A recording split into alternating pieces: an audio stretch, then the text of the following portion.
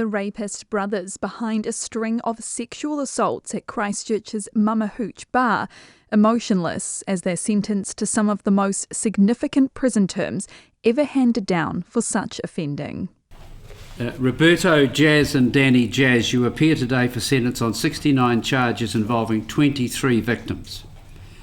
Your offending extended over 3.5 years and involved rape, sexual violations, stupefying, disabling, indecent assault, offering to Class B drugs and making intimate visual recordings. Roberto Jaz, you are to be sentenced on 28 charges involving 8 victims. Danny Jaz, you are to be sentenced on 41 charges involving 19 victims. There are 4 victims that you both offended against. Roberto Jaz was sentenced to 17 years behind bars, while Danny received 16.5. They were both ordered to serve a minimum of half their sentences before they're eligible for parole.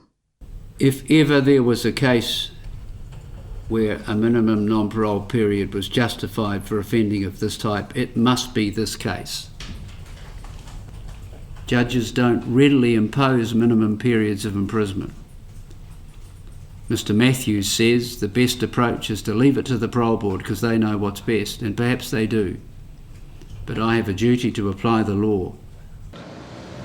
This brings an end to 5 years of complex and detailed investigation work and a drawn-out prosecution process. I would like to acknowledge and honour all the victims who bravely came to police to share what happened to them. Their journey through the process has not been easy. However, because of their courage, they have made our community a safer place. These victims have helped raise awareness for this type of predatory behaviour, putting others on notice that this type of offending is serious and will be investigated and prosecuted. A number of those survivors read their impact statements in court, among them Sophie Brown, who bravely waived her right to automatic and permanent name suppression to tell her story. You've made it difficult for me to trust men, to form meaningful connections and enjoy the happiness I deserve of loving, healthy relationships. I believe you have a daughter. She will be 19 one day. You've made sure that she continues to live in a world where women are exploited. She continues to live in a world full of men like you, who believe women owe you the privilege of access to their own bodies, irrespective of whether she wants to or not. She continues to live in a world where the chances of her encountering a man like you are 1 in 4. The irony of the situation is that I still feel bad that you're going to jail. I'm working on that, and one day I won't feel bad for you, because you didn't think about me at all.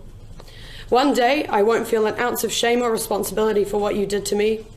You and only you decided that my body was yours for the taking.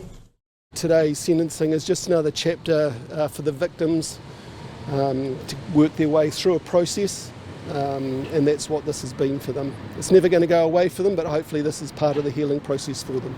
We've just actually spoken to them and we've acknowledged and honoured them, because without them we wouldn't be here today. And it was actually the strength of them all together that came to put this where it is today. There were cheers from the public gallery as the pair were led out of the courtroom. Justice finally served. Thanks for checking out our YouTube channel. To stay up to date with all the latest news from the New Zealand Herald, click the subscribe button below or check out one of the videos here, and head over to nzherald.co.nz for more details on these stories and more.